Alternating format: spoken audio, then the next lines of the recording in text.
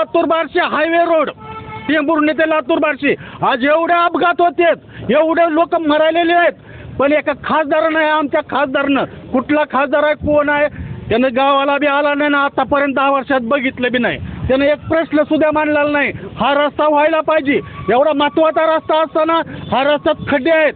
माझी एकच चॅलेंज विनंती आहे इथल्या आमदाराला खासदाराला, त्यानं 25 किलोमीटर प्रवास करून दाखवा, त्याच्या आईला आपण बहुमताने निवडून देऊ.